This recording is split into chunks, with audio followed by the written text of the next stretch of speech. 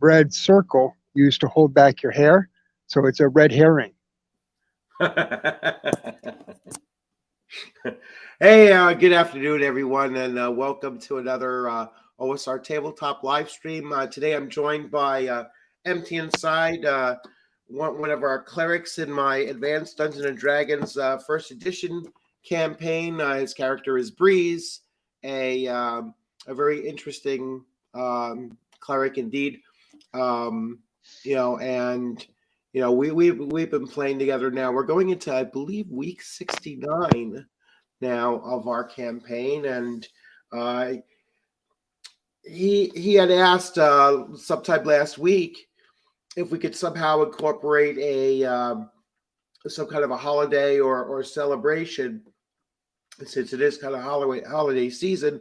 And so I was like, cool, I'll think about it. And I started trying to square away like one-to-one time with the real world when we started, and where that would put us, on the calendar in the World of Greyhawk calendar. And it just so happens that today would be, as close as I could figure, today would be like a major holiday for like 4 different deities. It's a new moon. And they happen to be in pursuit of a group of hags and ogres and everything. And their whole campaign is kind of revolving around this cult of Wastery and which is an evil deity, and these dark druids that have kind of, druids that have adopted neutral evil as as their form of neutrality. And and so it kind of tied in with kind of where they were going at, and I had to take a little creative license at the very end to let one of the hags actually escape at the end. I mean, she had to jump on him and was already on the get-go, and but they have so many different like unique skills and everything like that they might have been able to catch up to her. And I was like, no, she got away. Yeah. And actually, Breeze was the one that said, listen, I think what the DM, because this was after the session, he was like, I think what the DM is saying is that there'll be more experience if she gets away. There'll be another opportunity. So it actually plays out pretty well. And at the time, I had forgotten, like, one of the other things that would have allowed her to get away is that they could create Annis can create like a wall of fog that would also cover her tracks as well. So not only did she have like a really fast movement rate, number one, 15 inches. She already had the jump on two rounds of fleeing, and the distance that she was from. So I think even in flight, Sparrow would have had a hard time catching up to her anyway. And then with the wall of fog, she'd blend in. So Anyhow, it's one of those situations where it's like, how'd she get away? Don't worry about it. She did. All right. Oh, let me get rid of this here. Wow, that came up fast. So usually those sex friends don't come on so fast. I guess they were anticipating. So let me see who's in and say, hey, Shadow and Sun. So Shadow and Sun is one of my other players. Hey, Shadow, if you want to jump in, if you're able to, I will throw the link up, and or you could get it off the Discord as well. But I'll put the link up here if you want to jump in.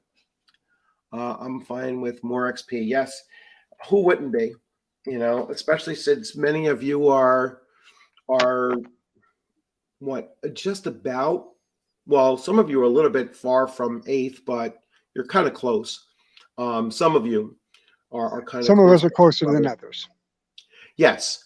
So anyway, Yeah, so it's going really well. I'm really enjoying it. I think we're all having a pretty good time with it, and oh, we're gonna get more people in here. So hey, how's it Morning, going? guys. Good to Morning, see guys. you. Yeah, I'm good with more XP. Hope you guys are all doing well. Had a nice, healthy weekend, Thanksgiving Yeah, holiday. yeah. Well, I did, and I had COVID. I'm on like day 4 of COVID right now, or possibly 5. I'm not sure. So, but it was still a good holiday. We got into the city. My daughter danced in the Macy's Day Parade, and she had a great time. And we were miserable the rest of the day because both my wife and I were sick, and then we did a really quick Thanksgiving dinner, went home, and got progressively worse after that. So it's been it's my first time having it, so it wasn't like it's not so much the symptoms of it, it's the meds that kicking my ass. I mean, I've always gotten, like, when I take an antibiotic, it's like woof, it's like I'm done, you know. But I think I also had like a sinus infection at the same time. So yeah, I like combining my illnesses together. It's like, I never just get bronchitis, or, it's always bronchitis and a sinus infection, or it's the flu and, something else. So this time it was COVID and a sinus infection. So it's, you know, I always stack them up. So it did kick my ass. It was pretty tough, but symptoms wise, it hasn't been really terrible. It was more the sinus infection that was bothering me. So, Sorry. hey, Derek, yeah, I will pop out here. The cure is worse than the condition. Yeah, I mean, I think this stuff is working. I mean, today I barely tested positive. I mean, the line was so fine. I think by tomorrow it'll be gone. So I think it's been working its way pretty well. You But taking a anyhow, probiotic along with the antibiotic? yeah, it's one specific for COVID, because before that I have a broken tooth that's going to get extracted on December. That was my other freaking thing on top of everything else, and so they had me on what's the one for dental? I always forget what it's amoxicillin, which is almost amoxicillin, which is almost strictly dental. Then when my sinus infection was getting crazy, I was like, listen, this, amoxicillin ain't doing a shit. So then they gave me the Z-Pack, the whatever it's called. Erythromycin. We just call it a Z-Pack. That's a wonder drug. Yeah. And then Zinc and I told them, I always tell them I have a little chest congestion. That way I get prednisone, which is another miracle drug. And that really helped. And then I tested positive for COVID. So they gave me this other one. They said, stop taking all the other stuff, take this one. And, I've been on like a drug cocktail for like the last 3 days. None of it recreational. And so yeah, I'm fired up for tonight's game, and Cool. I'm waiting to get a few more people for the Castles and Crusades campaign on Tuesday mornings, which this month has just been a disaster. Try to get that thing off and running. Hopefully in December I'll get a couple more players, and we'll have a good solid 5 people, and we can roll with that. The other thing I was looking to do is, a lot of stuff coming on with, a lot of different changes for, like, StreamYards has these new features coming in. So I'm looking forward to checking those out. Although the price plans was like, I'm not going to pay $49 a month for it, but I got to see. I think they're giving us like a free trial of it until December 5th. It's supposed to be like local, like they when you do your video, when you do your live, they store the sound and the video on the cloud separately, and then when it ends up being finalized and broadcast, it kind of blends it together again, so that you could get a hiccup, in your internet service, and it'll be filtered out when they remesh it back together again, and it's still like there's no, I guess, latency is the proper word for it when it comes back together again. So it's like it's kind of like that, and it automatically sorts it out and stuff. So they said it should be better quality, both sound and visual. And they said it doesn't matter what your connection's like, it'll sort itself out. And then you could do direct feeds, so it'll go directly to whatever you're doing. Like I noticed with Twitter, so I signed up with Twitter Blue before they closed it down again, and I noticed that these live streams go direct to Twitter, so they can watch this now directly on Twitter rather than clicking it on Twitter and it takes them to Facebook. To YouTube. It goes direct now. Now I don't know if that's a feature with Twitter Blue or whatever, but I know it was a lot of people were like, hey, that's really cool. That's a much smoother experience on that end, because you don't have to come back out of Twitter for it. And that's what Twitter is talking about monetizing, at least down the road a little bit, is that you'll be able to put long form video or live streams direct to monetize them. So I was like, all right, that's cool. If I, is StreamYard kind of still have their free plan or what have you? Oh yeah. There's still going to be. This is like a webinar program, so it kind of allows you to really produce like a full production quality webinar, and be able to bring in different elements and everything. I'm going to take a look at it, because I think my current plan now is like $25 a month. And it allows me to have like up to 10 people on it, and that's some of the extra features. Like I said, I want to take a look at it and mess around with it a little bit before I decide, is it worth twice that much? I don't know. I don't think it's going to be worth twice that much, but we've got to see, and see what it's doing. Takato, one of my other players. Hey, Takato, how's it going?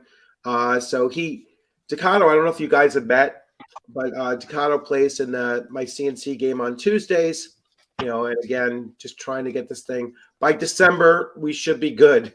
We should have it up and rolling, and just much smoother. November just turned out to be a really freaking rough time. You're not the only one who had a rough time. I missed a couple of videos that I was supposed to do this month. My son was sick. JROTC was kicking his ass. Just all kinds of like little things. Just nothing like really bad. I mean, it was a decent month. Especially with the holiday. But it just every time I turned around, some new stupid thing was getting in my damn way. So I know that Twitter has added some features which I already started using. StreamYards has some new features. YouTube has a new feature that I've been looking into, and that's memberships.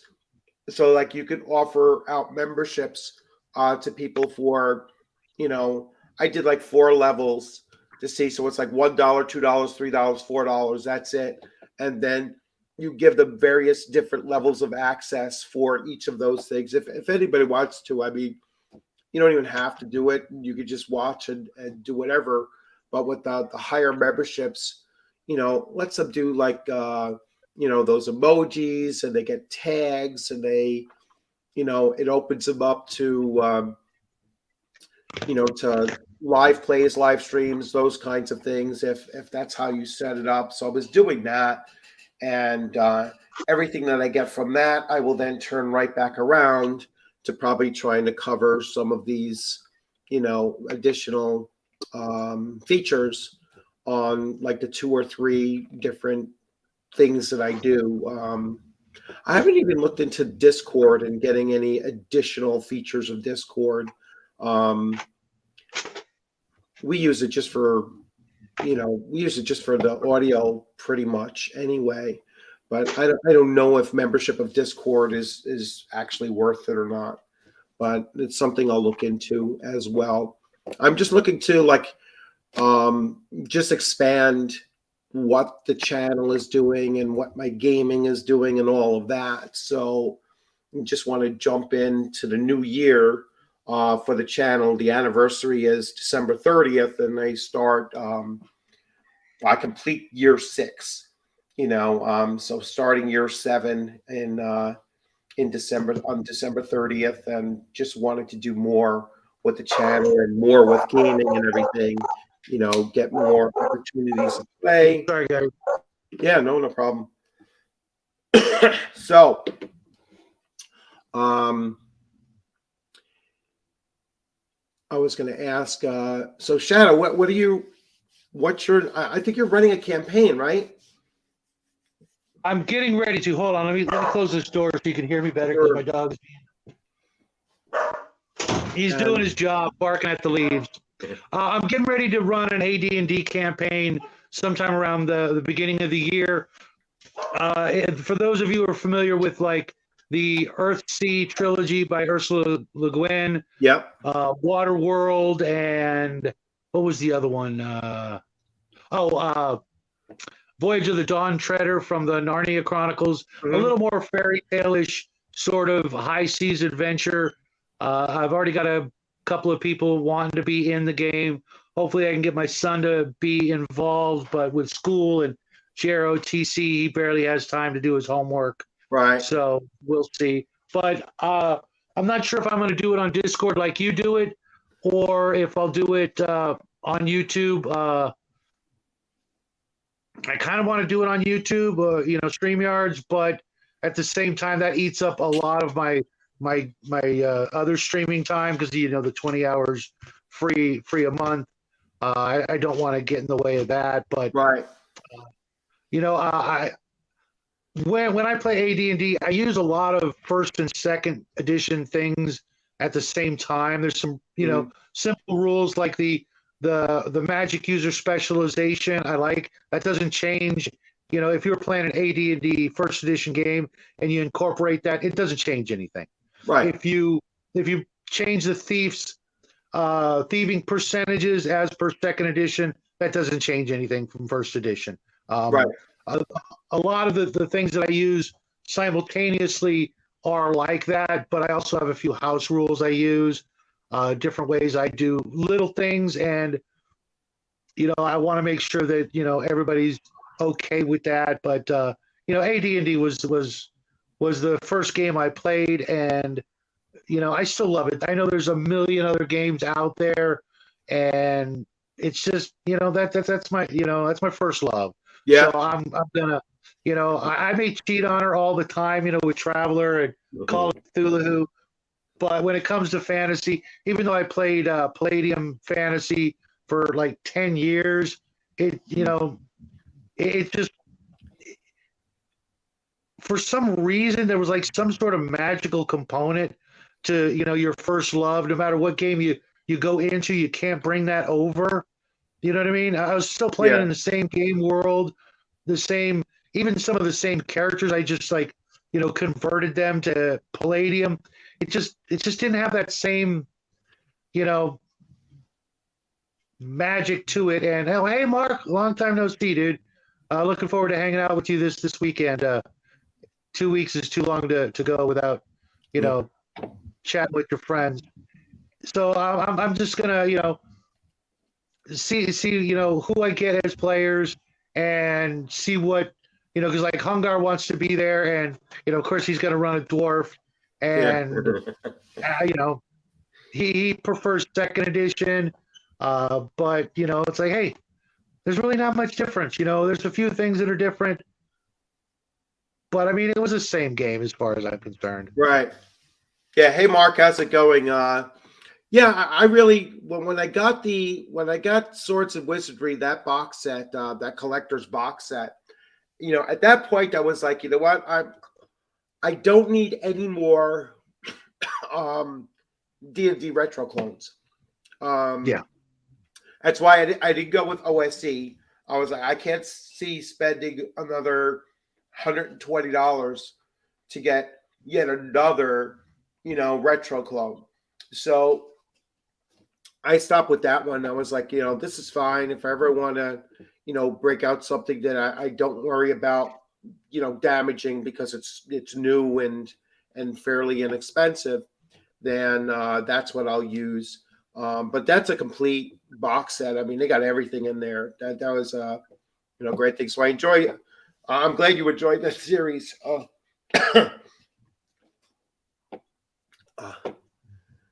Freaking sinuses.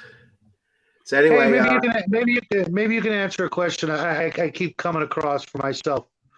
What are we supposed to do with these old books we have if we keep buying the new books? You know what I mean?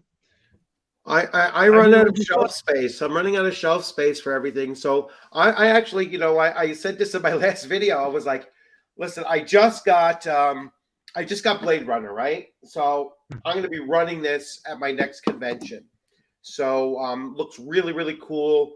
I finally got the PDFs from, I'm waiting to get the PDFs that I guess I just didn't get them previously, or maybe I erased them God knows how long ago without realizing it. And so I just got this. I just got Hyperborea, 3rd edition, and I'm waiting on Mothership. Those are the last of the RPGs that I've kickstarted over the last 2 years or so that are finally coming through. I mean, these weren't 2 years old, but Mothership, I think, was a little over a year. And so once I get all of those things, I think I'm good for a while. I don't see buying anything new going through 2023 until I start at least running a couple one shots with what I have, or at least digging through them and taking out any parts of them that I really enjoy. And so it's going to be a little while. I'm gonna try to chill out. How many retro clones are there now? Like 20? Oh, I couldn't even tell you. There's got to be 50 at least. There's got to be at least 50. Yeah, for almost everyone. So like OD&D, you have a handful for that. Then you have ones that are specifically for Holmes Edition. You have specifically for BX. You have, BECME is basically all included in the rule cyclopedia. Then you have Osric for AD&D 1st edition. You have For Golden Glory for 2nd edition. 3rd edition, I guess you could say Castles and Crusades is a 3rd edition. Expansion, clone, revision, whatever you want to call it. 4th edition, nobody's going to reproduce that. Make a retro clone of that. And 5th edition is Pathfinder. Yeah. 5th edition is kind of like a combination of 4th edition and Pathfinder, and kind of a little bit of its own thing. And 1 D&D, I guess, is barely, from what I could see, is barely leaning towards being backwards compatible to 5e. Mm-hmm. Yes. Yeah. If I go with a fantasy RPG, I think I will. I'll probably still continue taking 1st edition AD&D and Castles and Crusades and blending them like I am in my AD&D. I took the critical hits tables out of CNC for that. But if ever we finish our campaign, which I think that will probably go at least another year and a half on it. At least that's what's always been my projection, was almost a 3-year campaign. Then we'll see if we just restart with something new, and then I would start with Castles and Crusades. And I don't know. I mean, because like you said, I mean, AD&D First Edition was not my first, was not my first RPG, but it's always been my favorite Dungeons and Dragons. So not sure. So let's see. I never sell them for a little while. Oh yeah, absolutely. I have not sold a single game item that I didn't regret now that I have a son. It doesn't matter what it was. I wish I kept every single stupid thing I ever got rid of and let him deal with it when I'm gone, Yeah. I got rid of everything around like 2000. And I'm even buying, I've got like 3 copies of the Player's Handbook, 3 copies of the DMG, 2 copies of the Monster Manual, and I'm looking for more, within a certain price. Mind you, I won't buy them during the holiday season because that's just dumb. Right. We pay the most. But, come February 15th, I will be shopping, quite regularly for all the things that I'm looking for, because that's when people realize, oh my God, I spent too much money on the holidays and Valentine's Day was the last nail in the coffin. Those people need to then, look through their collections and start getting rid of stuff. And that's when you go in, scoop them up. And, I've been fortunate. I haven't picked up any other fantasy games except Arduin, D&D, and Palladium. And I'm good. I don't think I'll ever need anything else. It's not like, my regular players at home, they almost own no books, so they don't care. As long as they get to come to the table and play. And there's so many gamers like that, from our generation. They just don't care. They just want to go hang out with their buds. They got their character sheet. They got everything else up here. They got their dice. They're ready to go. They're never going to buy any books. But then with the online community, guys like you and all the other people that I've met and become friends with and gamed with, they've got all this other knowledge of all these other games. And, I'm trying new games out. And I'm like, I'm playing Pathfinder. I'm playing AD&D with you. I played Conan. And I'm like, the games were fun, but I'm not going out to buy the book. Right. I will never buy the Conan 2D20. I can make Conan in AD&D. I can do that. It's not about the game mechanics, it's the setting. So if I was ever to write anything, which, someday I will, because I've been asked to write stuff, it's just going to be agnostic game worlds or settings. We don't have enough of that. Back in the old days, things like Judges Guild and Arduin, that's what it was. It was these huge, endeavors to make the worlds and the adventures and convert it to your own damn system. We're not going to do that. And that stuff stays, timeless. If you think about, especially like Judges Guild, Kegel Manor, it was the absolute most minimal information when it came to stats for monsters. You could just figure it out yourself. It was all the other, the text, the things that you would read aloud to the players and the behind the scenes stuff that made that stuff to this day still highly sought after. And I just don't see anybody doing anything like that. Right. Yeah, I'm just gonna bounce on this thing here. So, hey Muppet, hey, how's it going? I was not the DM for our AD&D group back in the 80s, so I never had the modules. But I definitely get where you're going with it as far as the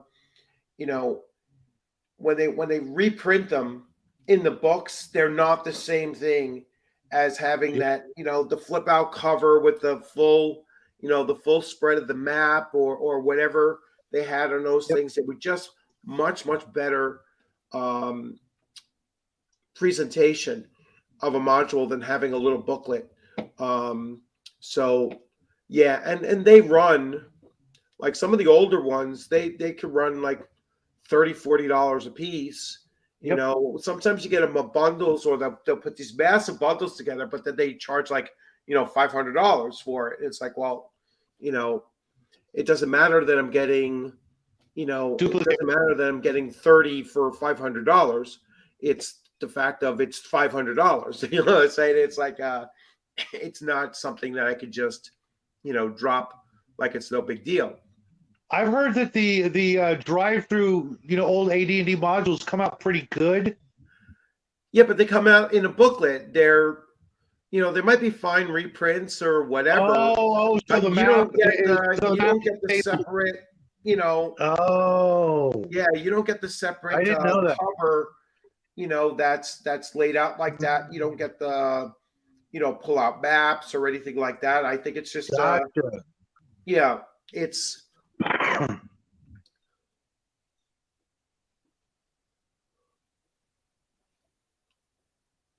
Oh, you'll be offloading, yeah. If I ever I'm down, like my 5e books are just down to the 3 core books. I never really had more than that anyway. I'll probably just hold on to them just to have them, because now I have 0 through 0 all the way through to 5. Right. I'll never bother with getting 6 or whatever the hell they want to call it. And I'm pretty much, I'm good with what I got. It'll probably come off my shelf here and end up in the closet as I make room for games that I'm actually going to play. Right. But or just games that I'm happy to have at a hand's reach if I want to reference them. But yeah, I'm done with buying stuff from Wizards of the Coast as far as any of their newer editions. Yeah, same here. I'll still buy their miniatures if it's something that I really want. It's a miniature I can't buy. Yeah, miniatures, you could use them across different things. It doesn't matter. Yeah, I have. I might have an extra copy of Ravenloft. I'll have to look. But yeah, I'm slowly trying to get the modules. But now that I know what you just told me, I will just stick with the originals, even if they're kind of shoddy. I've got some that are stained and just awful. But you know what? I did that. You know what I mean? I did that when I was a kid. I'm not going to run the modules. There's, I've got like 5 copies of White Plume Mountain because it's my favorite. Right. But the chances are that I run it again, pretty slim. Same with a lot of the other modules. I do homebrew always, but it's nice to be able to go look at them every once in a while. Yeah. Let's see. Yeah, I have a good conditioned Fiend Folio as well. I have all the hardcovers, including both deities and demigods. Hey, I got a question. Here's something. Arman is helping me with one book, The Lost Handbook. You remember that? Yes, I have the PDF of it. It's just that the way they formatted some of the pages, like you can't go to like Lulu and print it out. Right. What I have to do, because it's a big book. I forget what it's like 500 pages or something like that. Yeah, I got to get a copy. PDF, I don't care. I've got to get a copy of that. Yeah, I have to bring it to. I can send you the PDF. I have that.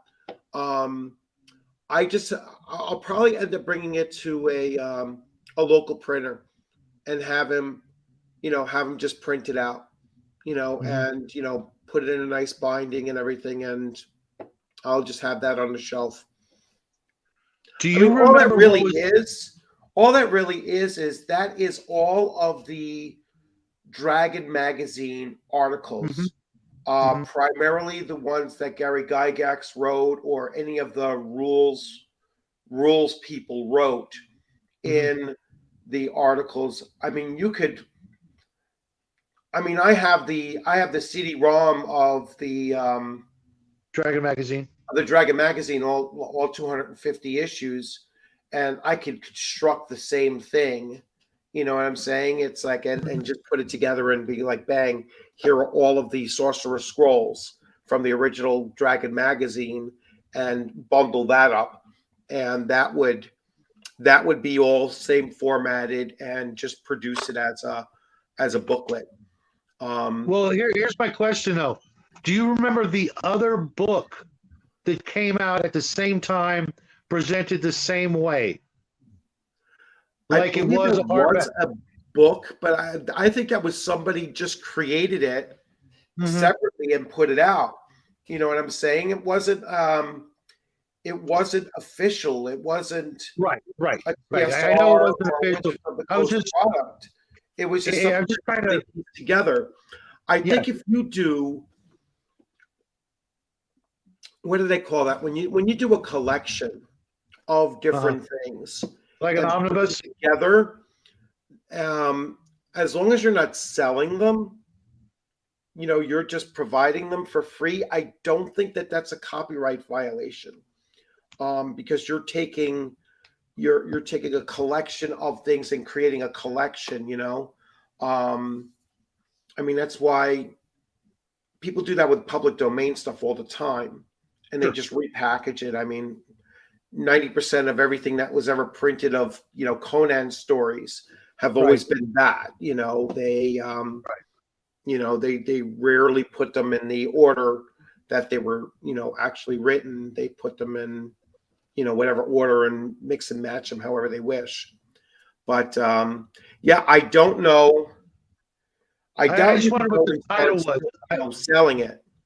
No. I just, for curiosity's sake, and I do want them in my collection of PDFs, because going through my Dragon magazines, you know, they were one of the most fragile of the D&D items next to the modules, and I don't like going into the magazines and you know, pulling them out of the backing boards and stuff like that. And they're there, you know, they're in the best condition they can be in, and every time I flip through them, you know, it just damages them, you know, some microscopic way.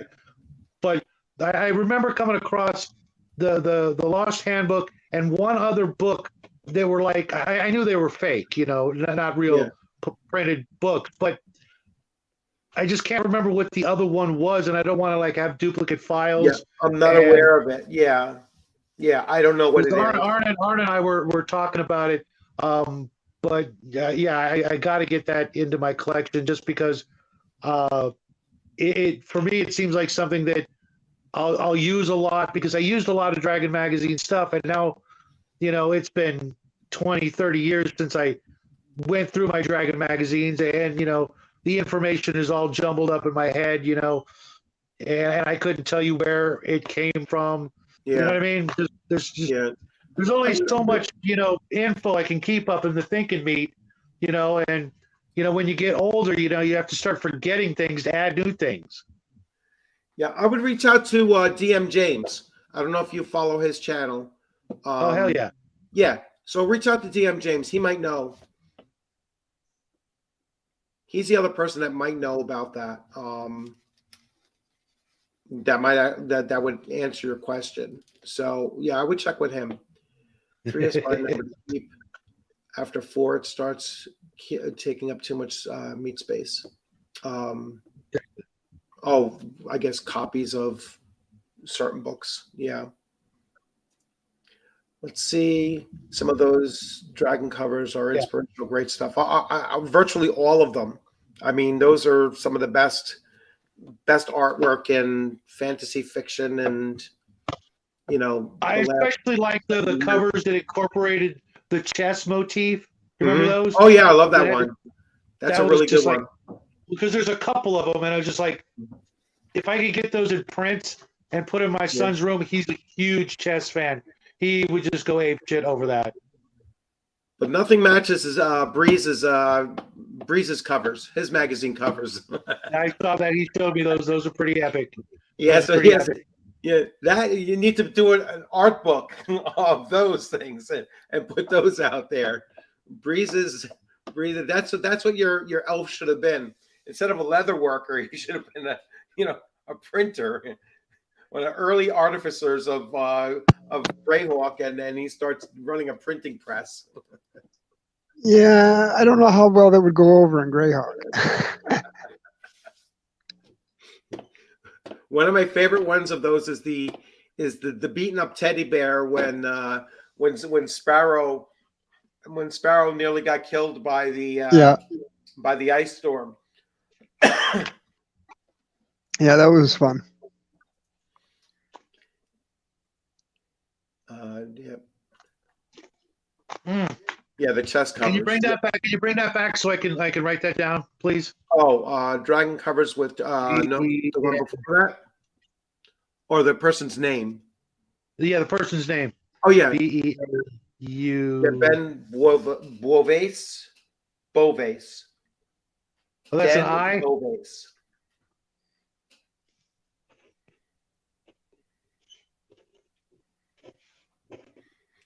What are you doing? Oh, yeah, that's an awesome one. I love that cover. Yeah, I've been talking with Chris Miller. Thanks, Derek. Chris Miller of Mad Scribe Games, and he's looking to put together a magazine, like very similar to like a Dragon magazine, and he's been putting together these covers and everything. I was like, that's the cover I showed him. I was like, look what one of my players could do. I threw that out there. I was like, take it. Now that was the one I showed him, and he was like, oh wow, that's really cool. So, but we'll save those for us. Yeah, they were all, of course, all inspired by Dragon or Dungeon magazine, that kind of motif. Yeah, and they're all related to what happens in the campaign, so it's like they're always connected to the funniest thing that happened in the the funniest thing that happened in the in that game session, or just something that was spoken, just. Even if it was spoken out of character, something that just to remind us of an event that took place in the game. Yeah.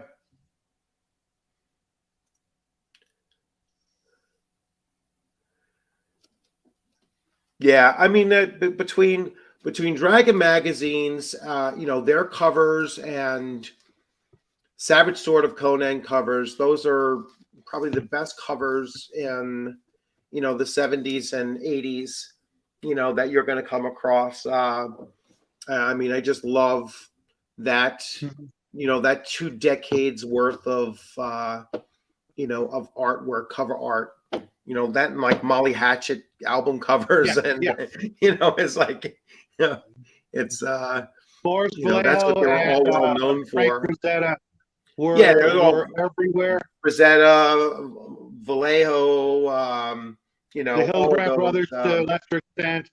Yeah.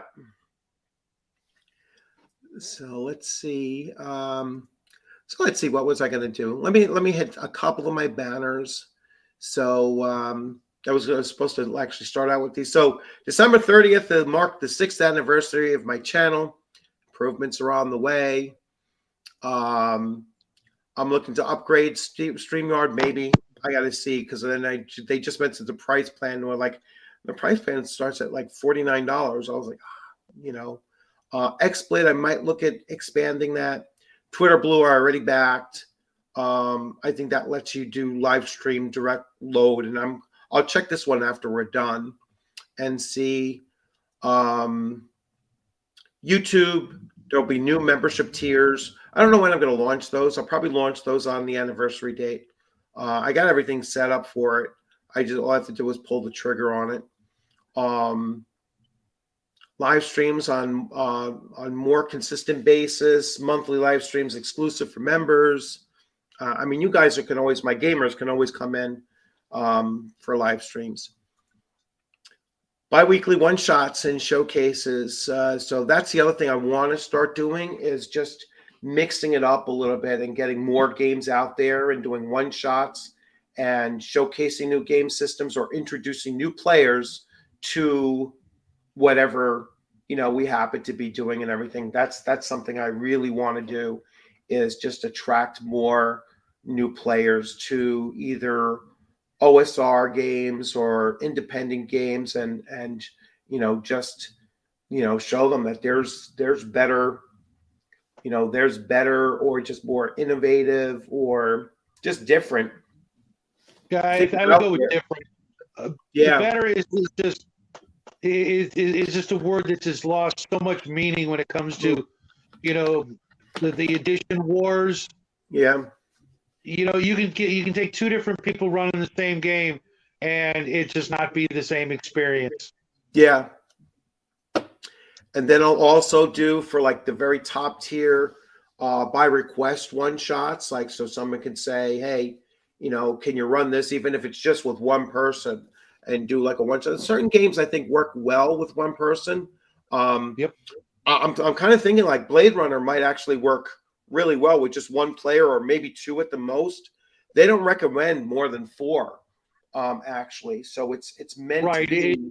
It would be like Doctor Who. Would be a great example. How do you run that? Except with the biggest Who fans who don't mind not being the Doctor. Yeah. How do you do that? Yeah. There's one star and everybody else. Yeah. I found the same thing with Conan 2D20. It works phenomenally well with just one player. Yep. A player and a sidekick, that's all they need. Or just some expert henchmen that kind of do some of the other stuff, behind the scenes for them. Maybe they have one companion that follows them. It holds true to, most of Robert E. Howard's original stories. Anyway, Conan almost never had a group. There were always, people that came in, did some there was kind of that one task, story. There was that one story again. where Conan wasn't in. You remember that one story? Conan wasn't even in it. It was a bunch of other people. They basically, I think, got all massacred. But it was just a story about some other people in the world. I could see that. It would be probably interesting. Would be a like a husband and wife team of players, so you could get that sort of Conan and Belit sort of feel to it. Yeah. That would be, something that would probably work out well. Otherwise, everybody's kind of samey. Yeah. Unless they really, really go out of their way to not be the fighter, so to speak. And in a Conan game, you kind of have to be the fighter. That's there's not much That's another else. cover artist from back in the day. Rich Kid, how's it going? Heavy Metal. Herland had some killer artists too. Yes, Heavy Metal magazine. Yeah, the magazine covers back then were just awesome, and album covers as well. Oh God! Don't even get me started on that. I kept some albums long after I no longer had a record player. I mean, for 30 years, I've been dragging them around.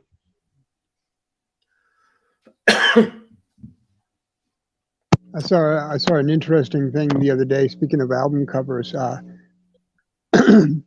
where how they have a lot of those AI artist sites where it's an AI artist site that expands famous album covers. So it almost like the original album cover was just one small frame of a larger picture, and the AI draws what would have been in it had it been a larger photo. Some of them are actually pretty interesting. I really liked, especially some of the Pink Floyd ones. I found really interesting. Yeah, that's basically what they did with the Castles and Crusades. The new homage covers was they showed you what the focal point was, and then the rest of it is what you'd see behind them that wasn't in the original. That's exactly what they are. I mean, I'll show you that.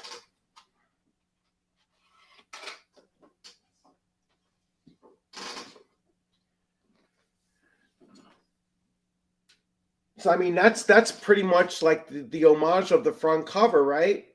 But then on the back, it really does like do a more in-depth panorama, of everything else that you didn't see in the background. They added to it, and they do that with the Castle Keeper's Guide as well. You have the Ifrit on the front, but then everything else behind it and on the sides you never saw before. It wasn't part of the original composition. So let's see. I see samurai swords. Or like the multi-panel DM Oh, screens were always interesting yeah, too. thanks, Kabuki. Hey, Kabuki, do I see you over on Rob's channel all the time? Or am I confusing you with somebody else? I'll wait for his thing to come up there. I'll put it up there. So Dungeon Magazine as well. I didn't have Dungeon Magazine. That came I don't know why afterwards. either. Yeah, I don't know why Dungeon either. started around like 2000, right? Dungeon Magazine came out, Sounds about right. or maybe the 90s. It might have came out in the 90s. Dungeon Magazine. I All right, so Dungeon started in 87. All right. Yeah, because I was working at a game store and I would get Dragon and then I saw Dungeon and I'm like, could only get one. I'm going to go with the one, that I've always gone with. Okay. So it started at the end of 96, 86, I mean. Yeah, and yeah, Dungeon was specifically adventures. That's okay. what it was really. It was specifically adventures. Less kind of rules and the state of the game kind of articles and stuff. The upcoming manual of the planes from CC will also have the tribute cover. Yes, I'm waiting for that one too. And the artist actually mentioned, I forget the artist's name, but he was like, that was his favorite cover when he first started playing. And now he's actually doing the artwork to recreate it. So he's like really stoked about it. So I'm sure it's going to be phenomenal. Well, long time no see then, Kabuki. Yeah. Do you any of you go over to Rob Orange's channel? He's a great what's guy. the name of the channel? It's just Rob Orange? No, Rob's Tabletop World. I'll take a look at it. Yeah, I probably am. I always do, like if somebody chats on my channel, I usually see if they, if they have any kind of thing on their thing, and then I follow back, so that's something that I've always practiced. The only thing I'm going to start, like I follow something like 700 channels and I got to trim it down. I know. I know. I'm going to stop that following. doesn't even include other interests. Yeah, I'm going to stop following people that have no content on their, their thing, because it's like, either put up content that I'll follow it, or, I don't need 700 things to scroll through. Kabuki, say hi to Rob for me if I don't get to see him in the next day or two. Yes, Mark, they absolutely did. Definitely killing it with those covers. So let's see. One selling point for me and CC is all the products made in the U.S. and they have a great discounts for veterans. Yes, they do. I haven't used it yet, but I'm waiting. I'm waiting to get all the codexes once they're all finished, and I'm waiting for them to come out with a Japanese, codex. Once they get a Japanese codex, then I'm all in. And then I will get them all. Use the military discount, so it probably cost me about $100 to get all of them, and then I have zero shelf space for it. So it's like I'll have to get a new bookshelf just for all of those, because there's got to be about 15 of them now, or at least 10. But I think it's probably approaching 15, because he just did the Chinese codex in a. It's not a Kickstarter. It's like a Lulu thing, or an Indiegogo.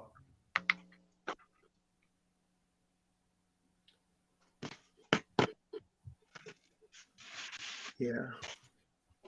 So let's see. It's also Stephen Chenault's. Yeah, he brought it up. He brought it up during our my interview with him.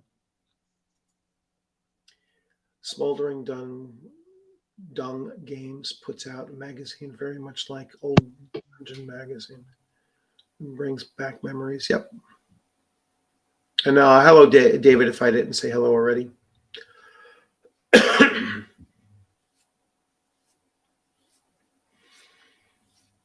Yeah, I gotta do the same thing, Takano. I gotta go through and just, like I said, just look through, because I literally follow like 700, and I just gotta go back through there and say, like, if you don't have any content, or I mean, sometimes it's funny to be like, oh, I'm your first subscriber, but then they have no content. So it's like, all right, what's the point in subscribing if they don't have content? I actually, if somebody subscribes to me and I get the notification, I just sub right back, even if they don't have content, just to let them know that, hey, put some stuff out, Everybody out there has got something to offer. Even if it's, not related to the hobby. It's been such a fun ride for my son and I to do this. And, he's wanted to do this since he was 3 years old. He wanted to have his own YouTube channel. And he and I are actually working on side channels that we're thinking of doing, but not game related. Just because it's, it's a hell of a lot of fun, no matter what you're doing. Whatever your hobby or your passion is, get out there and put something out. I'll help a brother out, sister out. You've got a channel, I'll give you a look. I'll give you, a thumbs up when where appropriate, but it does get hard to keep track of everybody. But, I'm retired. I got nothing better to do. I can, help some good people out. Well, I have an upcoming video. I have an upcoming video that I'm going to do there, and I'm sure that you and DM James and his name just slipped my mind. The other guy that does a lot of painting. I'm going to paint my first miniature on Bruce? His channel. Bruce, and you know what? It's a great. It's a great hobby, the whole painting miniatures and all that.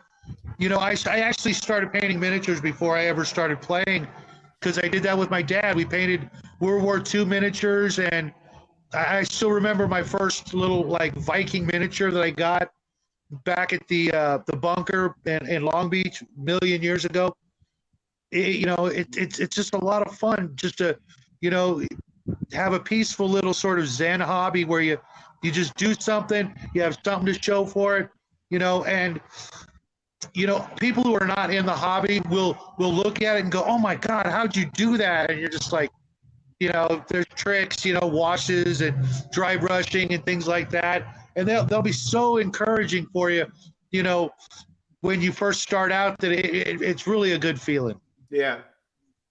Yeah. Takano, I skipped over that other one because I'm not bringing it up. But I was doing that for a while too, doing the video recaps, and we were coming together and talking about our campaign and everything. And then we kind of felt, when we shifted from Monday to Tuesday, it kind of took that out of the mix, because that's what I used to do. We used to play on Monday night, and then I would do a recap on Tuesday because I wasn't working Tuesday nights.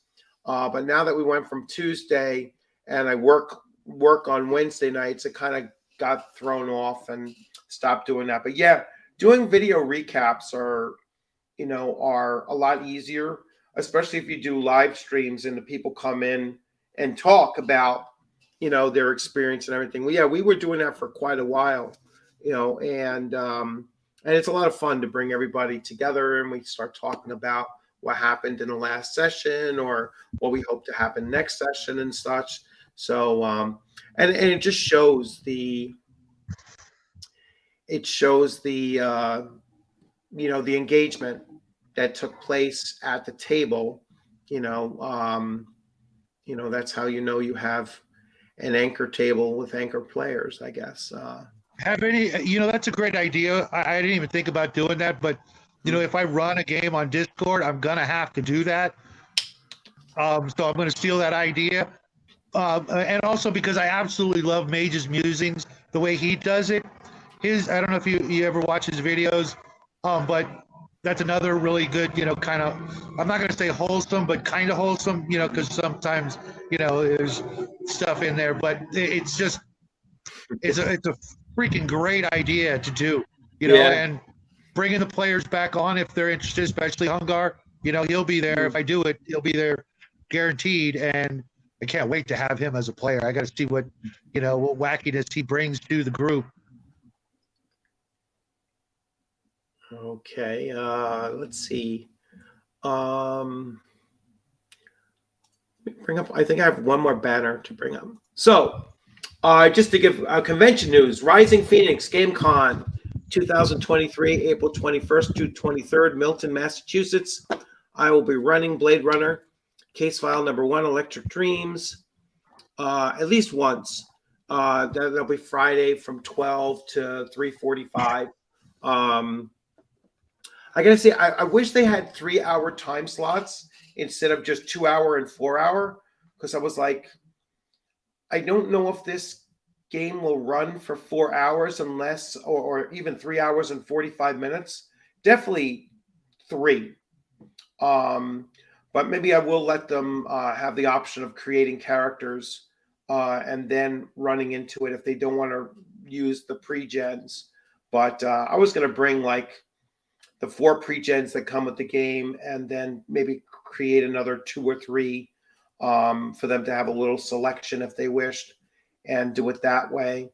Or I'll bring a bunch of, blanks, and they can, we can do a real quick character generation to start off if they wish to, and just do some, some of the layout and stuff like that of what the game world is like, and maybe some role-playing conventions if they're brand new to role-playing, which I seriously doubt there will be anybody that's brand new to role-playing, but you never know.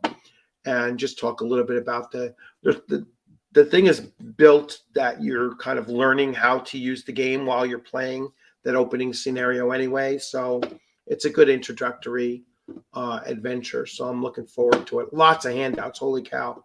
Tons and tons of handouts. So that's going to be pretty cool as well. So, yep, that is my next in-person game convention. And it's a holiday weekend here in New York, at least. So I know I'm not going to miss out work on that Friday. So I'll be able to, leave here at like 9 o'clock in the morning. It takes about 3 hours to get there. And it's nice local too, so I don't have to bog myself down with airfare and that kind of thing.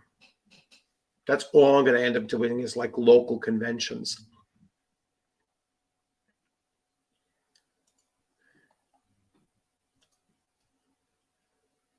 Is it really? Yeah. So, dude, you should definitely look to go. If you can go, if you're free that weekend, that would be awesome.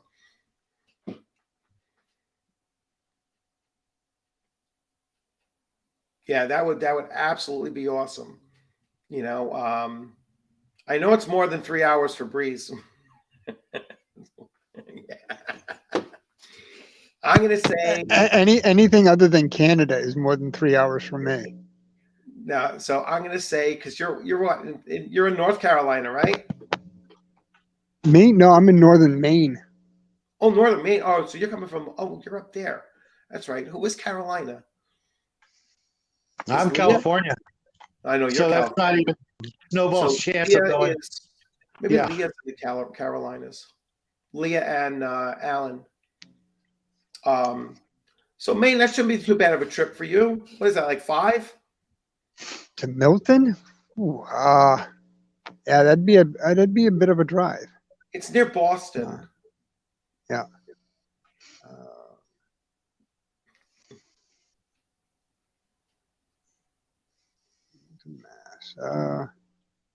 Yeah, a little over 3 hours. That's it? Yep. Oh, you got to go. Yeah, let me just shut down shop for 2 days. No one will care. It's for a weekend. Yes, but can you imagine my customers when I get back? You were So closed that for means 2 that days. you're wait. So that means that you're probably like 6 hours from me. Probably. Yeah. Yeah. Yeah. So what do you do, Breeze? What's that? What do you What's that? do, Breeze? I own a dispensary. Oh, gotcha. Yeah, that you come back and the doors would be wide open and the shelves would be bare. Oh, geez. No, I'd come back and there'd be 30 people outside going, man, do you know what you did to me? Like, So, well, if you can, yeah, Maine's. Oh, yeah, but you know what? It's probably a very long state, but it's probably dwarfed by New York. I mean, New York, it Oh, could yeah. take you 10 hours to go from like the point of Long Island to Buffalo. That's easily a 10-hour drive. Yeah. Yeah, I can usually get to Boston in about 2.5 hours, depending on how fast I All right. want to drive. Well, I'll cross my fingers and hope that someday, or maybe there'll be one closer, even more north or whatever. There's just not that many game conventions in the Northeast. No. I mean, they have some in Pennsylvania, but who really wants to go to Philadelphia? I mean, it's a freaking, it's like a Too many shithole. of my ex's family lives in Pennsylvania. So yeah, it's funny you bring up cons because I'm seriously contemplating running one of these days. I want to do it like somewhere in the middle of the country, so that all of my friends can suffer together getting there, instead of picking one place. Like if I pick California, nobody I know would show up. But if I if I did it in Texas, oh my God, there'd be like 50 people I know would be there. But that might be a little bit too much of a stretch for some people. But I definitely want to do that one of these days. I've seen the success of little cons like Cabin Con and things like that. And I'm like, you know what? I'm going to do it. I just don't know when, but I'm going to do it. I tell you what, I'll be at the first annual BloodCon. It's going to be that may be in New ShadowCon York. if I run one, it'll definitely be ShadowCon because got to. And yeah. I gotta make sure that my son can actually be there. Yeah. With he's doing JROTC right now, and he's in his first year of it, and he's already made sergeant, and he's going full bore at it. He was told that if he goes, if he shows up next year, he's gonna make lieutenant. And I'm like, geez, he's volunteering for every single volunteer thing that they have to offer, regardless of our schedules, funny how that works. He doesn't have a driver's license, but, we're there whether, rain or shine, but I couldn't do it without him, so I got like 4 years to do it before he's off, who knows where, doing that thing. So Kabuki, I skipped I'm the in joy. Central Maine. I skipped the joke of asking you what exit for New Jersey, because that's all New Yorkers say about New Jersey. It's just the exits. You don't actually bother stopping anywhere in New Jersey unless you're going to like the shore, like Wildwood or something like that. But Or AC. So Maine, I And guess. yes, I'm in Maine. Central Maine, probably closest. The biggest city I'm closest to is the capital of Augusta. Yeah, I had an army buddy that was in Bangor. That's way up there. Yeah, right. Bangor is a good couple hour drive, and that's staying within the same state. Yeah. So Muppet has a brother in Caribou, Maine. Might as well be on the other side of the world. Even for me, Caribou's on the other side of the world. I mean, Maine, it's not a very big state, but let me tell you, to go from one end to the other, it just takes you all damn day. They have no 4-lane highways. Well, we got 95 that runs the length of most of the length of Maine, but that's about the only road to get around in Maine. You if you're going anywhere in Maine, you're going to be on 95.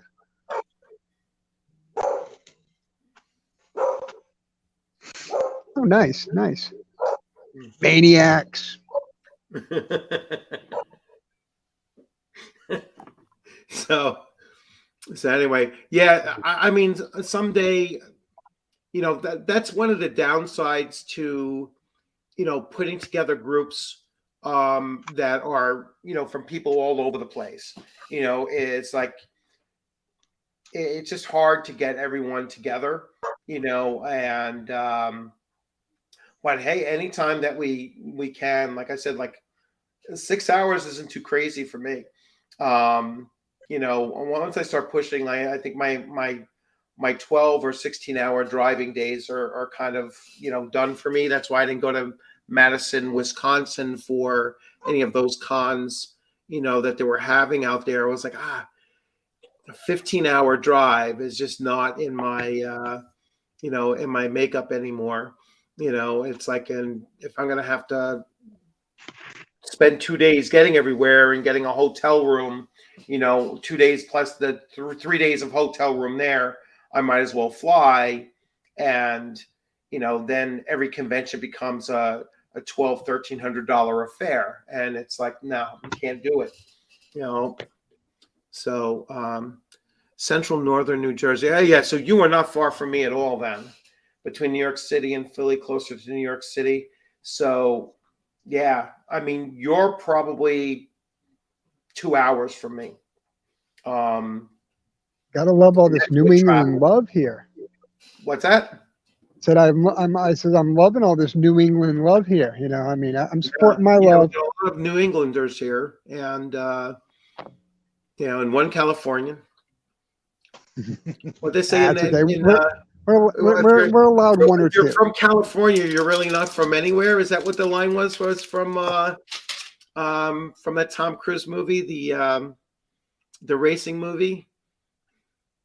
When he asked, "Where's Eagle Rock?" and he was like, "California." He said, "Well, you're from California. You're really not anything, or you're really not from anywhere." Or they wanted to know if he was a Yankee or a Southern boy. Yeah, I used to actually live in Virginia for about 5 years, but I've traveled all over the country and elsewhere, and I can't wait to get out of here, man. I was born and raised here, and I live in a really, really nice, peaceful, place up in the high desert, and it's beautiful up here, especially the sunset, and like I said, it's really peaceful. But I've been here 11 years. I have not met a single gamer. I'll go out rocking my player's handbook or my Dungeon Master's Guide T-shirts, and nobody knows what the hell they're looking at. There's no game stores, there's no used bookstores. It's just a desert, just freaking awful. Oh, Cal is from California. Yep, Cal's a great guy. What's happening, Cal? You gonna be in my game, Cal? I know we've been talking about it for as long as I've known you. So, and the OGGM is in California. He's in Ventura County, someplace. And so is Crafty Matt Craft. He's in California, but he doesn't have his own channel. So, even though he knows, I mean, I don't know why he doesn't have a channel. I mean, I know why, but he really should have a channel. He would pass my numbers in a week, Troll Lord, where are they? They are in, I want to say they're in Virginia, or they're down south someplace. They sent me, when they send me stuff, they're down south someplace. I forget exactly where they are. No, they're not Midwest. I don't think they're Midwest. All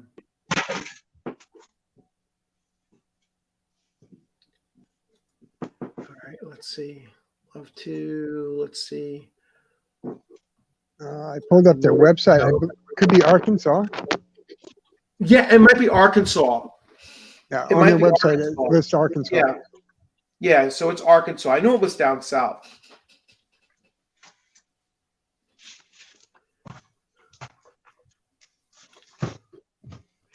I mean, I like Metallica until like the thousandth time I've heard some of their songs. When they became mainstream, it was just like, I mean, they're a phenomenal band. I mean, super, super talented. But when It's you've funny you heard their bring them songs up. like 1,000 times, it's like, I used to listen to certain groups so much in the, in the 80s, and 90s that it's like when their songs come on now, I can't listen to them at all. It's like I was a huge Judas Priest fan, huge Iron Maiden fan, Oh, yeah. Metallica I liked. I liked Metallica back when they had hair. Black Sabbath, Yeah, right? it's funny. It's funny, all Kabuki. that stuff, but when they got so overplayed, it was like I can't do it anymore. Yep. I actually grew up partying with them as a teenager and through college because I grew up in Huntington Beach, and not only did I hang out with them, but I also hung out with Metallica and Motley Crue to a lesser extent, and they were so much better in the early days, and then they just they just lost it for me. I just I've commercial. seen them. Yeah, which is, Well, I mean, I get it, I understand it, and their commercial music wasn't like low quality. You could always tell. I mean, their instrumentation and their composition and everything was just top notch, but it wasn't what they were producing. It's how much the freaking radio stations played it that was like, I can't hear Enter the Sandman anymore. Especially after the Yankees picked up the thing. So you heard it every freaking game that Mariano Rivera pitched in. It was like, I was like, I can't do it anymore. So yeah, and it has nothing to do with the artist or the music. It's just how overplayed it got. Yeah, I always said they lost me when they cut their hair. Yeah, that too. Blue Oyster Cult has always been my favorite band, will always be my favorite band. They actually went out of their way to not be famous, to the point where they would play as another band title. They would play as Soft White Underbelly as the band name, just so that they would get only the real fans in these little clubs, and just get the real hardcore fans from the 70s like myself, and just they just put out an album last year. They've been rocking for 50 years, 40 plus years, and he still kick ass. But people, they always get that stupid crap from the Police Academy movies. Somebody must have absolutely freaking hated them because they're all married with kids. Well, I don't know about kids, but most of them are married, the whole bit. And I'm just like, did you just see that one picture of them where there's this picture of them from the Mirrors album cover where they look a certain way because they grew up in New York and disco was riding high, and as everybody knows, Blue Oyster Cult is what happens when disco and heavy metal get together. That's really the best way to describe half of their music. And so this one picture of them, they just have this certain look, just kind of disco metal mixed, and it's just like, you're trying to tell us something, and that just wasn't the case. It was 1977. Everybody wore wife beaters and leather pants. It's just the way it was. Yeah, it's like metal and disco got together, had a one-night stand, and nobody wants to talk about it.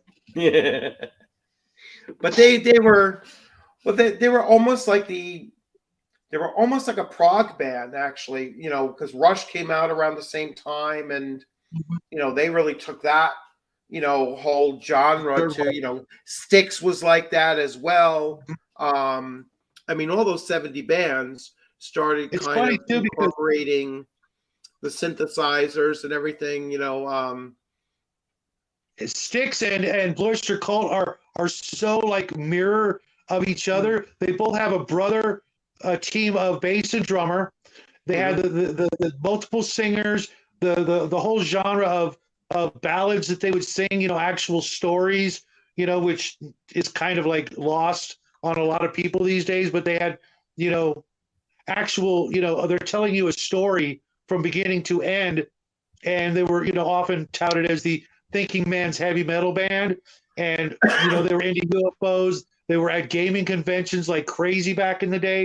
They played D&D. They wrote a song about D&D back in the 70s when nobody knew what the hell it was. So for me, they were like the quintessential D&D band, period. There's nobody else. Well, maybe since then, but back then there was no other D&D band. Yeah. So let's see. Oh, you saw my girlfriend? It's been so long. God, I had such a crush on her. I'm trying Joan to think. Jett, man, she looks just like my next ex-wife. The first rock concert I went to was at Billy Blake's roller rink on Long Island, and I saw Twisted Sister and Wasp. No way. I used to live 3 houses down from the lead guitarist of Twisted Sister. Yeah. I love that band growing up, and then COVID hit, and I lost all respect for them. And I saw then Wasp opened up for Black Sabbath. Saw that concert. That concert I saw probably at the Coliseum, Nassau Coliseum. Then I saw Joe Walsh on Long Island. Like Long Island was like a mix of, you had some of these like headliner people, usually not with their, like, I didn't see Joe Walsh with the Eagles. I saw Joe Walsh where he just went, and did a solo concert. And then who else did I see back then? I mean, I saw Eric Clapton at Madison Square Garden. That was the biggest concert I've ever gone to. I mean, that was huge. That was a huge, huge concert. And then there were a lot of bands on Long Island, back in the late 70s, early 80s, that were just local bands. I mean, we have Billy Joel, of course. That was, that was another one, although I'd never seen him in concert. But, there was like Glass Houses was the very first album I bought with my own money as a kid. And my actual first concert was Golden Earring opening for Rush. And to this day, I still like Golden Earring better. I love Rush, but Golden Earring, after over like 70 years, they're still touring. They do like 250 shows a year, and they're in their like hundreds or something. I don't know how old they are. They're still out there doing it, and their music is pretty incredible. It's not just freaking Radar Love and Twilight Zone. They got a lot of great stuff. Yeah, the early 80s had some like female rockers that were just they could belt out songs like crazy. I mean, they're just incredible vocalists. Mm-hmm.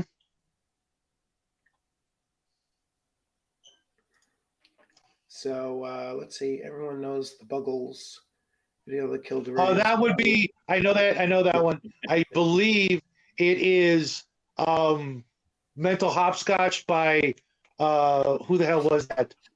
Oh God, I can't remember the name.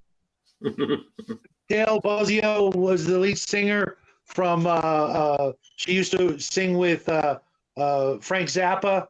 I know, I'm pretty sure I got the song right. I just can't remember the name. Missing Persons. Oh, all right. I've heard of that. Am I right, Kabuki? Because I actually saw that happen. That's how old I am. Okay, let's see. So let's get back to. Come back and tell me I'm wrong. You're high, dude. Yeah. You don't know what you're talking about. That was like song number 15. So hey, since we're talking about music, what kind of so what would be a good? I guess Led Zeppelin would be a great band, like the the Battle of Evermore playing in the background low while you're playing D&D, or Immigrant Song. Immigrant Song yeah, is another it's good like, one. yeah, You know, another yeah. good band though. I would have to say Yes. Yes was always a good band for us to listen to when we were playing You know what? I D&D. never liked Yes, never liked them. Yeah. They're not as. I mean, there were a couple songs that I could barely tolerate.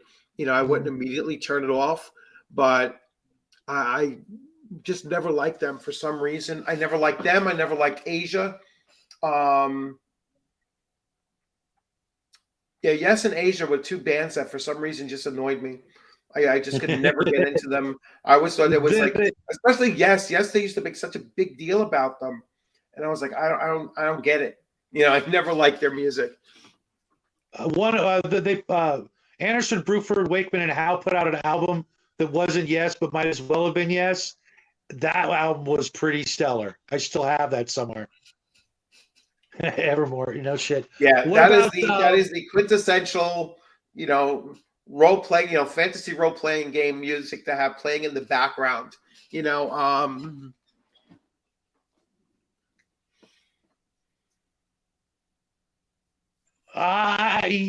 there's I don't know, if I could, I would put together maybe like a playlist of Black Sabbath. Mm-hmm. I could see listening to a bunch of Black Sabbath while playing D&D. Not for any sort of satanic type of reasons, just that there were some ballad type songs that could go along with this. Just combine it all together. Play Dungeons and Dragons. Have a bottle of Jack Daniels on your thing, and some scantily clad women behind you. Bite the head off a bat. Have Black Sabbath playing in the background, and just go the whole 9 yards and blow up their heads about the satanic panic. Or Iron Maiden. Iron Maiden would be another choice. Iron Maiden, yeah. Especially the Number of the Beast album. God, we played the hell out of that album. Oh my God, we played the hell out of that album. That was one of the best. I think Killers was my favorite, but that one oh my God, that album just exploded in my neighborhood. Yeah, Killers was actually a better album. You're right. Yeah. Killers was a better album. And Screaming for Vengeance, God, that album. I played that album so much. I actually have 3 copies of it on vinyl. Yeah, Screaming for Vengeance was Judas Priest's like big one. That was one, but I always liked Dead Wings of Destiny. Mm-hmm. Oh, I loved everything Judas Priest ever did. Yeah, their older stuff, the way that they transitioned from, almost like different genres they went through. Just their range is incredible. They even started doing like thrash metal with Painkiller and things like that. I was like, God, you're like 60 years old and you're doing thrash metal now. It's like, it's like their range is incredible.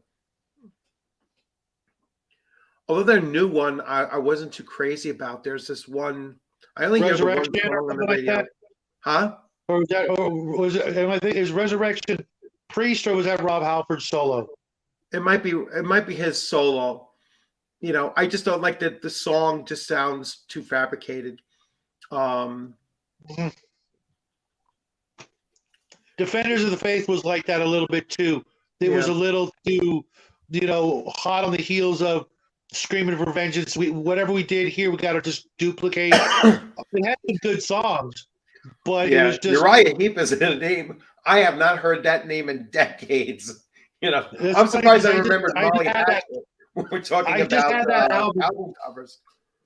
I just had that album pop up on my feed on YouTube yesterday, and I'm like, I never even heard of this album. I heard of them. I was thinking Molly Hatchet.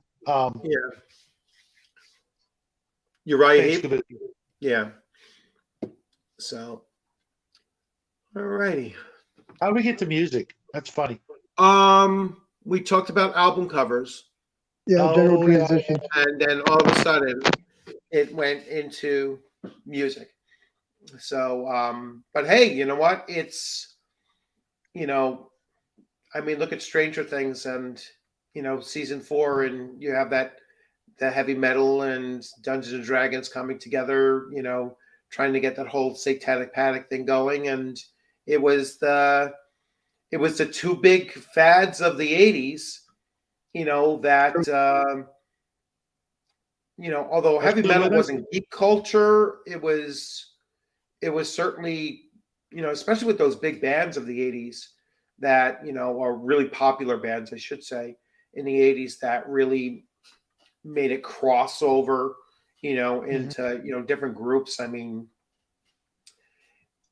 in my schools, it killed disco. I mean, only girls listened to disco after, Iron Maiden, Judas Priest, and we got into the 80s and into, last years of junior high school, first years of high school. It was like everything else was basically dead. Only girls listened to disco at that point. Yeah, then the girls eventually graduated to the glam rock, like Poison and things like that. Yeah, but even the glam rock, like some of them are actually, they were decent. I mean, like you had the British and like a second British invasion, so you had like Def Leppard and but then they started getting like more pop metal, Bon Jovi and that kind of stuff is, but it was still, rock and roll, still heavier than, it was prior to. And but anyway, it was great times for music and great times for gaming. So no, you didn't actually. I led in with the Molly Hatchet album cover. I think that's what opened the door to it. So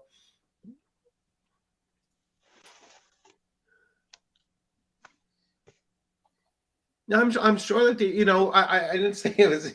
It's never a total 100% of anything. I mean, yeah, I'm sure that there were plenty of girls that were into into everything and into like really heavy stuff. I mean, I don't know. I dated every one of them in my high school. Yeah. All the girls that were into heavy metal, I think I dated every one of them. Of course, there were only like 4. I don't know how many females were out there that were listening to Cannibal Corpse in the 80s. They would probably be scary, but yeah, I mean, there was, their music appeals to all kinds of people, and I think I still have my jean jacket with the 500 patches on the back. Yeah, that's why you wanted to collect all those patches in the game. Right?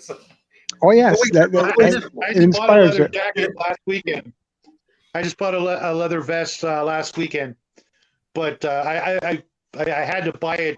My son insisted because it had 2 built-in shoulder holsters.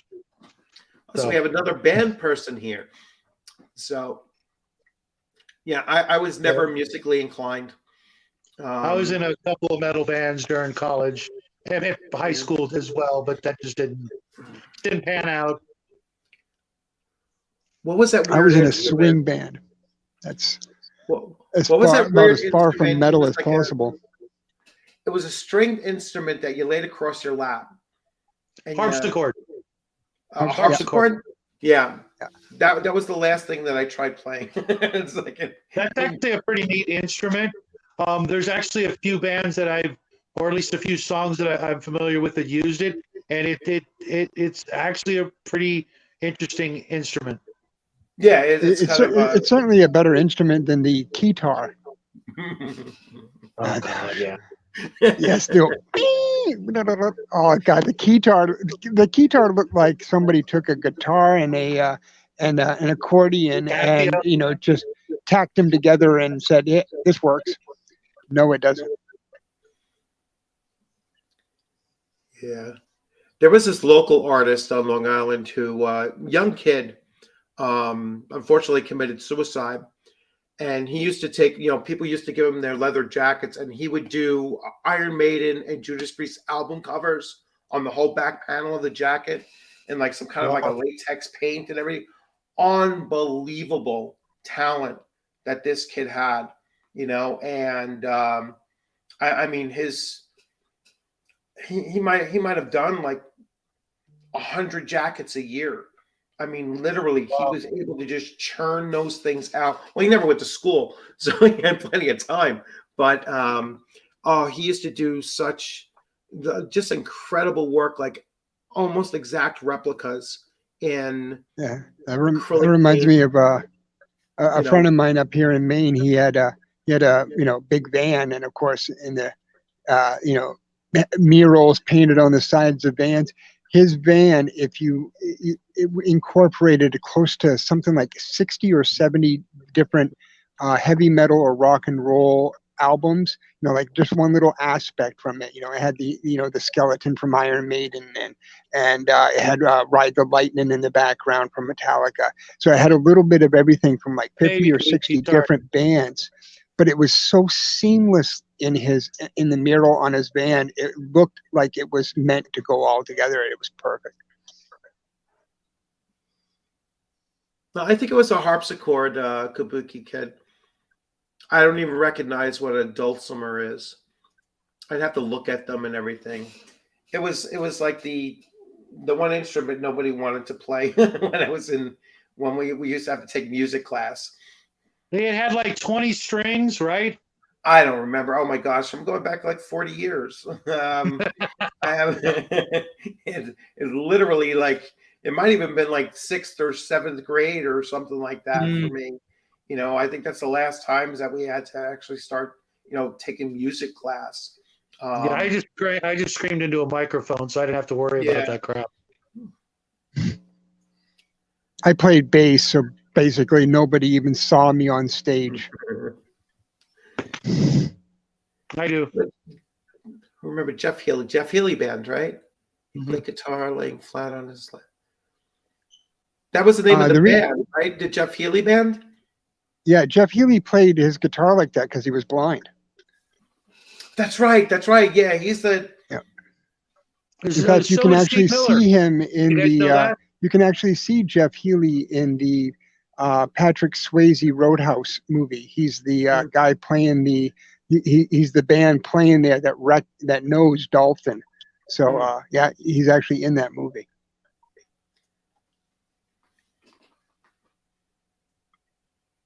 I heard Steve Miller was blind also. Really? He may have gone blind, but I don't think he was blind during his peak. Really? Okay. Which was hard for me to imagine because of the music he put out. Yeah. Right. Yeah, I don't think he was blind, or at least not completely or legally blind during his peak, but he may have gone that way, Old age does wonders to us all. Yes. Yeah, I'm gonna just opt out of all that crap. Yeah, you're gonna opt out? Opt out on getting old? Yeah, pretty much, yeah. Yeah. That's why I keep playing these games, man. It keeps me young. Yeah. Yeah. That's the one big benefit for me of retirement is that I am so stress-free now. It's like I have zero stress. It's just amazing. So all I got to do now is lose some weight, and I'll be optimal. I'll be like I was back in my 30s. But I'll make a deal with you. I'll send you some of my stress. You send me some of your weight. No, you could send me something that will keep my stress off. I have plenty of that. Yeah, no. Yeah, but you can't actually send it, can you? No, I can't send it over state lines. No. Yeah. Well, we could drive and meet halfway. It's an hour and a half each way. I mean, if you want to buy it and take it over state lines, that's out of my hands. Yeah. But we have dispensaries here. Yeah, of course. They're that's everywhere. All over the place now in New York. You cannot go into New York City and not even with your windows rolled up, and that's all you smell as soon as you enter New York City. That everywhere you go. That's Orange County's the same way. And at 6 o'clock in the morning, at 6 o'clock in the morning, that's all you smell. You don't even smell the Hudson anymore. That's all you smell when you get into New York City. Wow. It's like it's like so overpowering. It's like, first of all, it's 6 o'clock in the morning. It's like, what are they rolling out of bed, rolling them up, smoking them, and going back to bed or whatever? I don't know. But Wake and bake. I thought it was just going to be like a Bronx thing, because that's a wake and bake. But I used to know a lot of people that's exactly how they live. First thing in the morning, a cigarette, then whatever, and then off to work. Yeah. Because back in the olden times, they used to use that as a substitute for food. I don't know how they did that, but supposedly, the workers would do that and skip a meal. Yeah. Well, that's why what I do is so popular, because I'm up all night long and I bake, and people come in first thing in the morning. They get their donuts and their muffins, and everything's of course here infused. Oh, I thought you were being figurative. That's that's what they do. In the morning times we get hit. Yeah. I thought you were being figurative, but you're being both literal and figurative. Yes, I am a baker. Yeah, literally. Cookies, muffins, little tiny mini loaves of bread. They are so popular here in the morning. People love getting it for their breakfast, and then they go off to work. Wow. Yeah. Times sure have changed in regard to that, though, haven't they? I mean, just think 20 years ago, No, I would have never been 20 years ago. But I think that there's going to be, like I said, when it is so widespread, at this point, like I retired, so I'm not even in the school anymore. But I'm sure that there's nothing because I was a union rep as well, and I used to say there was nothing in New York City policy for teachers coming in stoned. There was nothing in there. I remember I had the principal was asking once they first legalized it. He says, "Well, what do you think is going to happen with this? Like, what are we supposed to, how do you think that we're supposed to respond to this?" I says, "I have no idea. There's nothing in there. There's nothing in there's nothing in it other than, obviously they can't smoke it in the classroom, but there's nothing that prevents them in the books. You can't go out and have a beer on your lunch and come back. That's in the books. Yep. But there was nothing in the books about smoking in general. You just can't be on school grounds." So I was like, right now there's nothing about it. So, and the thing is, the more and more states that legalize it or decriminalize it, as some states have done, the more states that do that, the more costly the battle against it becomes for the federal government. So eventually they're just going to be like, you know what? It's costing us way too much money to police these few small areas where it's still illegal. They need to focus on the fentanyl more than they have to any of this other stuff. Amen. All that money should be put into Homeland Security and Border Patrol. Yeah. It never will. Well, not in the next 2 years. I never understood, they have, alcohol, tobacco, and firearm. Who gives a shit about tobacco? All that is worrying about taxes. That's the whole thing. They're only worried about taxes when they talk about that. That's our governor 1 year instituted a program where a percentage of the sales from marijuana sales would go towards road maintenance. It was called Operation Pothole. Yeah. Mm-hmm. So, they don't even have anything for road maintenance now. They do nothing. They don't even have those secondhand smoke commercials anymore. No. Have you noticed? Because then they'd have to crack down on the other thing, and they're not going to do that because too many of the right kind of people, I guess, depending on how you look at it, are in favor of it. So you can't say it anymore. Yeah. Otherwise you're cutting into another business that's potentially booming. Yeah. Well, just like back in the late 80s. Just like back in the late 80s, early 90s, when Nancy Reagan started the whole Just Say No program, Yeah. they realized that it actually introduced more children to drugs they knew nothing about prior Yep. to the program. It actually taught them about these drugs and what they could do. It made kids more curious about drugs than it did chase them away. It was a multi-billion-dollar program to hook kids on drugs.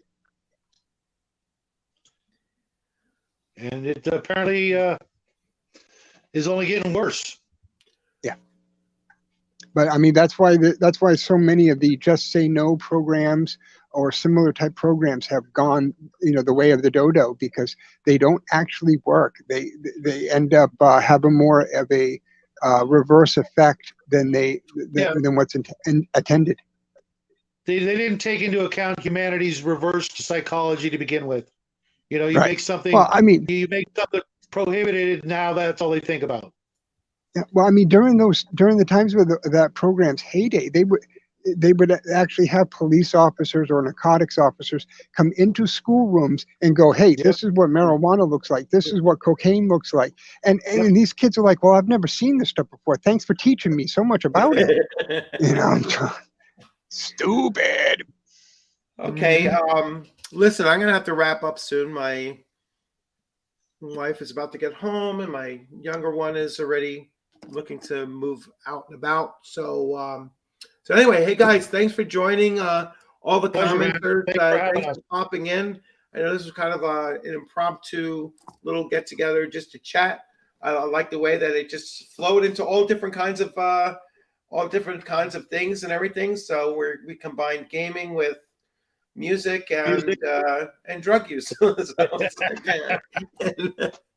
So with a little satanic panic thrown in there just to keep it real. Satanic, sprinkle of Satanism and and just a nice good chat with everybody. And hey, you know what? That's the kind of thing. I will leave off on this point when when I was doing that thing about people talking at their when you're at your gaming table and you have these spontaneous conversations happen. All right. But then you get right back into playing your characters again. You get right back into playing your game again. And for individuals such as ourselves, and I'm sure many, many other people, we're able to transition, from one conversation to another, get re-engaged and fully immersed right back into the game's story again. And then somebody rolls a fumble and it's hilarious, and we break out of character and we do that and we bullshit about that for a few minutes, and then we get right back into it again. This is the true aspect of a social, the social feature of role-playing games is that whether you're virtual or you're sitting in person and everything, you can't get so bogged down. We're not playing chess. We're not. We're not playing a board game where there's no real interaction taking place. We're, just social creatures. We're just good people with very common interests. It's amazing how you find that it's like, we're into the same kind of music. We're into we're all New Englanders here, or virtually all of us are New Englanders here. We saw so many people here. I was like, hey, 2 from Maine, 1 from New Jersey, myself in New York.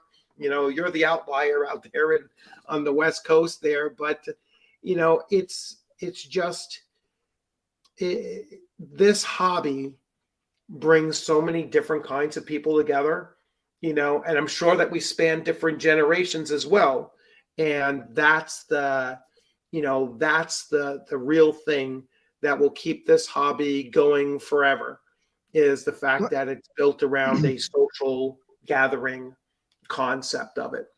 So in the in and out atmosphere, I've always likened it to similar to like a blooper reel at a movie. I mean, a movie is a very serious thing, and acting is a very serious career. But funny things happen that take you out of the moment. Everybody kind of laughs about it, and then it's like, okay, take 2. and you go right back into it. And sometimes you do like take 12, you know. Yeah, sometimes you know it takes them forever to get through it.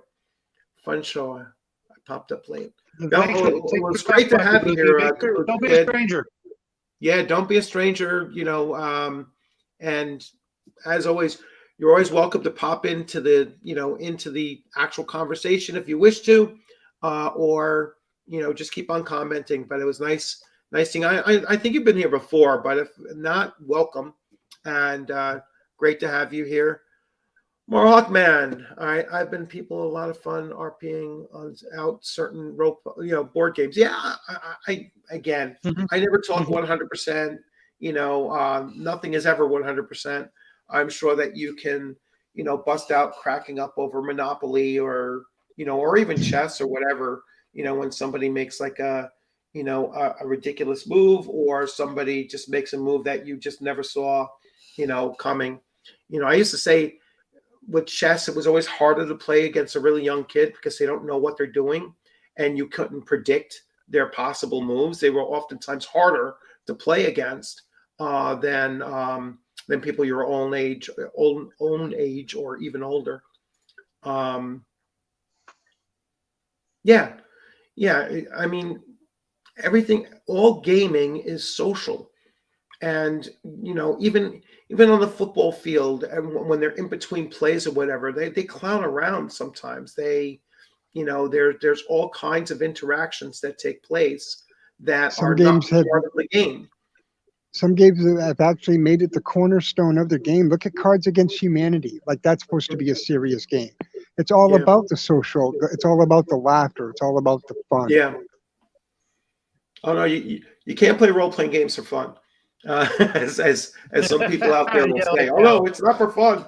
It's you can have fun, Yes, you can. but if you're not having fun, you're not coming back to the table again. It's just the way you're it not works. doing it right. Yeah.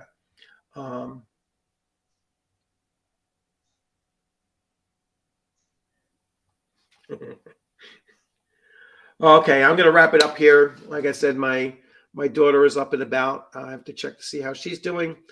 She got COVID like 2 days after I did, so she's like maybe 2 days removed from the same level.